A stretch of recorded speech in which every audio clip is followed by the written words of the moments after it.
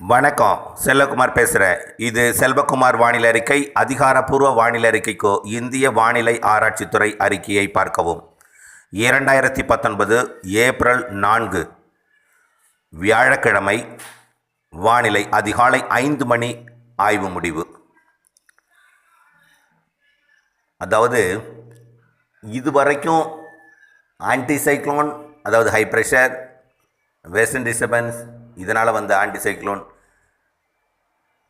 இதன் காரணமாக தடைபட்டு கொண்டிருந்த அதாவது சிறுமழை கூட வரும் நாட்களிலே, அதாவது மார்ச் 21 சூரியனின் குத்துக்கதிர் நிலநடு கோட்டிற்கு வரும் என்று நாம் அறிவித்திருந்த நிலையிலே அது உலகம் தோன்றியது முதல் நடந்து கொண்டு தான் இருக்கிறது. ஆனால் அந்த சூரியன் குத்துக்கதிர் வந்தால் சற்று வெப்பநிலை மெல்ல அதிகரிக்கும். அதாவது கன்னியாகுமரி என்பது 8 டிகிரி, 0 டிகிரி அங்கிருந்து 8 டிகிரிக்கு அந்த பக்கம் இருக்கிறது 0 டிகிரி நிலநடுக்கோடு. ஆகவே அங்கே வந்தால் வடக்கு நோக்கி பயணிக்க மெல்ல ஆன்டிசைக்ளோன் விலகும்னால் மெல்ல ஆன்டிசைக்ளோன் விலகி கொண்டு தான் இருக்கிறது, மெல்ல வடக்கு நோக்கி. ஆனால் அதன் தீவிரம் அதிகமாக இருக்கின்ற காரணத்தினால் இன்று அதிகாலை கூட, இன்று 4 அதிகாலை கூட, அதாவது வங்கக்கடல் இருக்கக்கூடிய அந்த ஆன்டிசைக்ளோன் ஹை ப்ரெஷர் மற்றும் அரபிக்கடல் ஹை ப்ரெஷர் ரெண்டுமே அரபிக்கடல் ஹை ப்ரெஷர் வட இந்தியாவுக்கும் வங்கக்கடல் ஹை ப்ரெஷர் தென்னிந்தியாவிற்கும் நல்ல ஒரு மழையை தடுக்கும் இடையூறை கொடுத்து கொண்டே இருக்கிறது. நன்றாக புரிந்து கொள்ள வேண்டும். நீங்கள் இதுவரைக்கும் தள்ளி போனாலும் இன்னும் 1 மாதம் நீங்கள் பொறுப்பேற்று, அதாவது எல்லாரையும் நான் சொல்லவில்லை 1 மாதம்னு, அதாவது புரிந்து கொள்ள வேண்டும். கேரளாவிலே மழை 3 நேற்று, இன்று கூட அதிகாலை திருவனந்தபுரத்தை ஒட்டி லேசான மழை பெய்திருக்கும், கொச்சியை ஒட்டி லேசான மழை பெய்திருக்கும். ஆனால் வரும் நாட்களிலே 8 இம்மழை ஒரு சில இடங்கள் என்பது கேரளாவிலே கூடும். அதாவது எல்லாமே கிழக்கிலிருந்து வரக்கூடிய காற்று மேற்கு நோக்கி பயணிக்கும் பொழுது கிழக்கே லேசாகி வெப்பமடைய அந்த காற்றை, லேசான காற்றை மேலெழும்பும் பொழுது அது, அதாவது குறிப்பிட்ட உயரத்திற்கு மேலெழும்பிய காற்றை கேரளாவுக்குள் கொண்டு தள்ளிவிடுகிறது. அது இப்பொழுது கூடுதலாக அரபிக்கடலை நோக்கி சென்று விடுகிறது. இன்றெல்லாம் லட்சத்தீவிற்கு தெற்கே சென்று விட்டது. அந்த அளவுக்கு ஒரு பலமான காற்று நேற்று. ஆகவே ஒரு அளவான காற்று தள்ளி கொண்ட எந்த இடத்துல விடுதோ அந்த இடத்துல தான் அந்த மழையை கொடுக்கும். அப்போது இப்படி 8 கண்டிப்பாக ஒரு காற்று சுழற்சி, அதாவது ஆன்டிசைக்ளோனோட தீவிரம் சற்று வடக்கு நோக்கி நகரும்.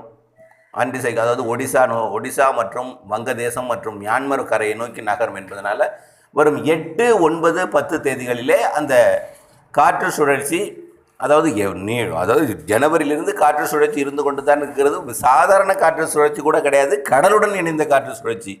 இதே போல ஒரு கடலுடன் இணைந்த காற்று சுழற்சி தான் 2015 வெள்ளத்தை கொடுத்தது சென்னைக்கு. காற்று சுழற்சி என்றால் சாதாரணம் அல்ல, அமைவிடம், அது தீவிரத்தன்மை, அது தீவிரமடையாமல் தடுத்தல் போன்ற பிரச்சனைகள்னால தான் இவ்வளவு பிரச்சனை கொடுத்துக்கிட்டே இருந்துச்சு.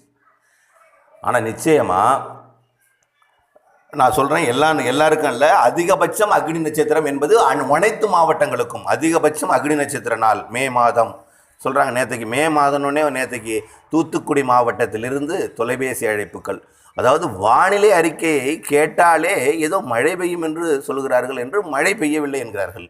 நாம் எப்பொழுது மழை பெய்யும் என்று ஒரு நாளைக்கு 2 முறை ஒரு முறை வானிலை அறிக்கையை கொடுத்தாலும் நாட்கள் நகர வேண்டாமா? நாம் சொல்வதெல்லாம் சித்திரை சித்திரை சித்திரை என்று தான் சொன்னோம். சித்திரைக்கும் அனைத்து மாவட்டத்திற்கும் சொல்லவில்லை, மேற்கு தொடர்ச்சி மலை மாவட்டங்களுக்கு தான் சித்திரைக்கு சொல்லி கொண்டிருக்கிறோம். பெரும்பாலும் உங்களுக்கே நினைவுபடுத்தி பாருங்கள். வேலூர், திருவண்ணாமலை போன்ற மாவட்டங்கள் சற்று நினைவுபடுத்தி பார்க்க வேண்டும். உங்களுக்கெல்லாம் மே மாதம் அக்னி நட்சத்திர காலம், அதற்கு பிறகு உள்ள நாட்களில் தான் வெப்பச்சலன இடிமழை தாராளமாக பெய்யும். நினைவுபடுத்தி பார்க்க வேண்டும்.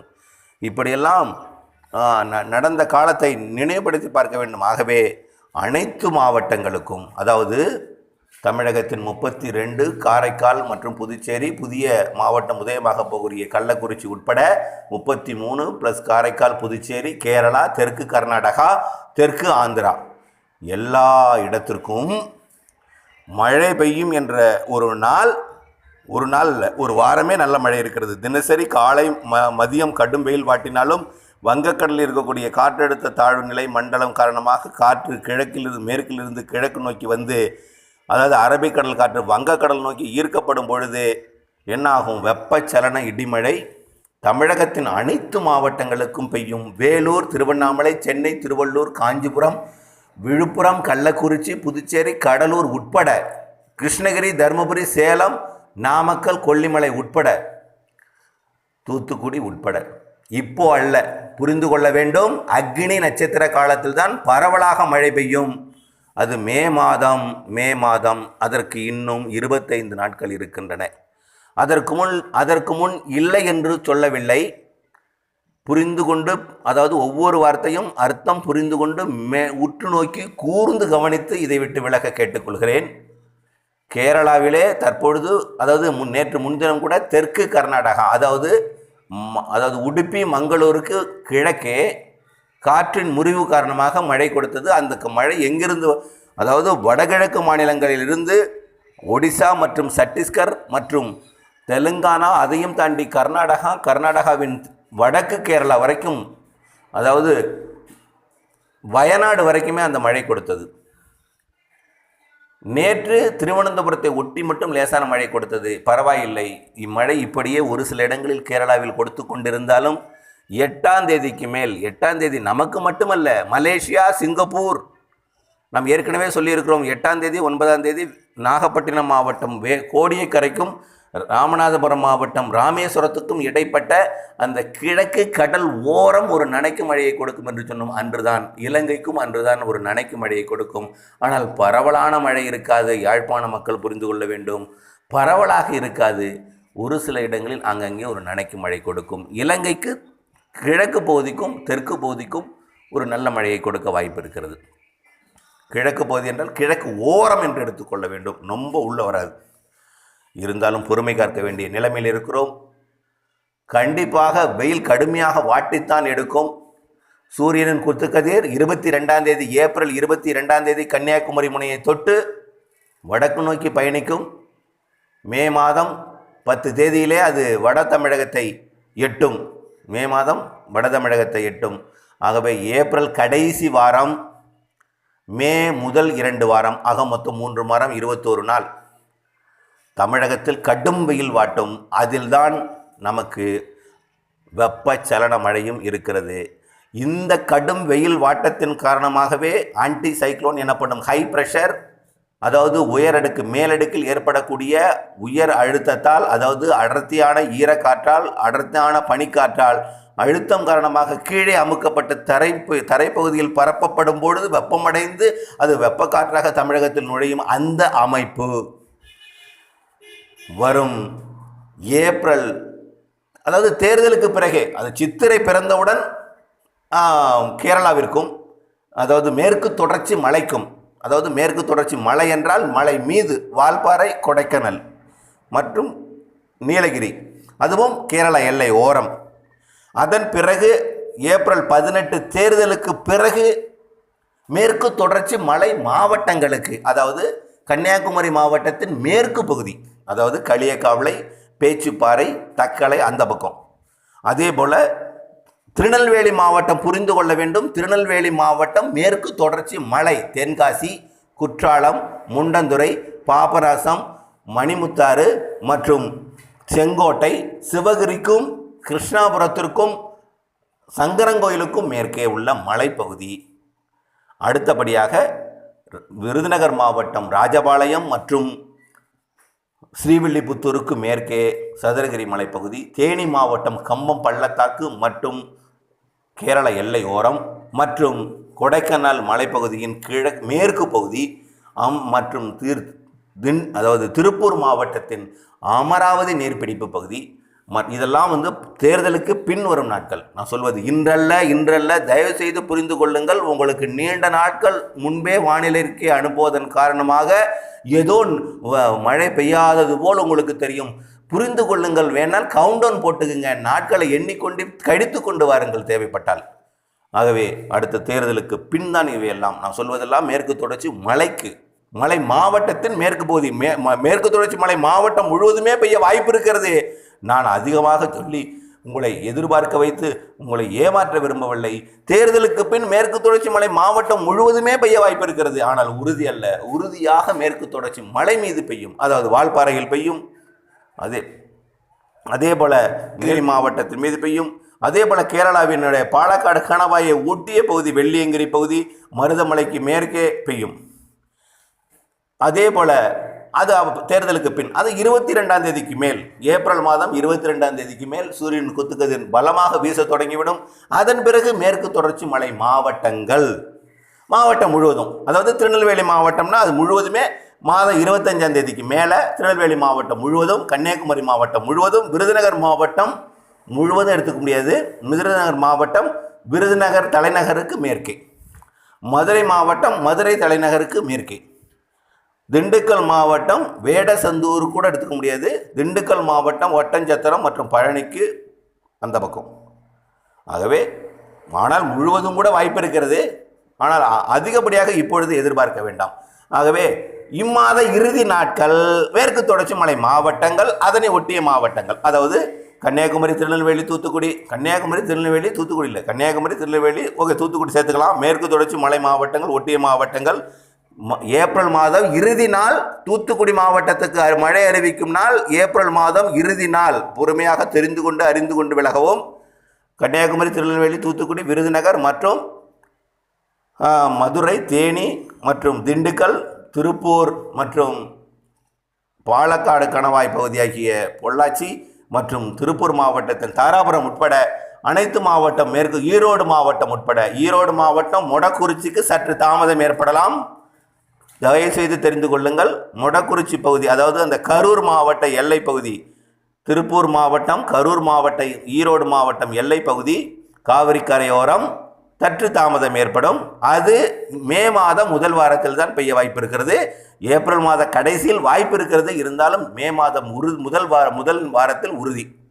அதன் பிறகு மே மாத முதல் வாரம், அதுவும் கண்டிப்பாக பின்பகுதி 6ஆம் தேதி 7ஆம் தேதிக்கு மேல் 2வது வாரம் கண்டிப்பாக 100% உறுதியாக தமிழகத்தின் அனைத்து மாவட்டங்களுக்கும் வெப்பச்சலன இடிமழை. அதுதான் அக்னி நட்சத்திர காலம். அப்பொழுது சூரியனின் குத்துக்கதிர் தமிழகத்தின் மீது முழுமையாக விழும். ஆன்டி சைக்ளோன் காணாமல் போய்விடும்.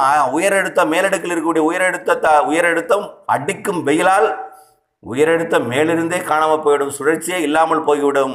அப்பொழுது வங்கக்கடல் தாழ்வு நிலை வரத்து சாதகமாக அமையும். வந்து தீவிரமடைந்து புயலாக மாறி ஒடிசா மற்றும் மேற்கு வங்கம், வங்கதேசம் மற்றும் அல்லது வடக்கு ஆந்திரா நோக்கி பயணிக்கும். அப்பொழுது அரபிக்கடல் காற்று மேற்கிலிருந்து கிழக்கு நோக்கி வந்து பகலில் அடிக்கக்கூடிய வெப்பநிலையால் சாதகமான மேற்கு காற்று கிழக்கு நோக்கி வந்து வங்கக்கடல் நோக்கி வந்து வெப்பச்சலன இடிமழை பெய்யும். ஆகவே இவையெல்லாம் பெற புரிந்து கொள்ள வேண்டும். ஒவ்வொரு இடத்திற்கும் ஒவ்வொரு தேதி சொல்லியிருக்கிறேன்.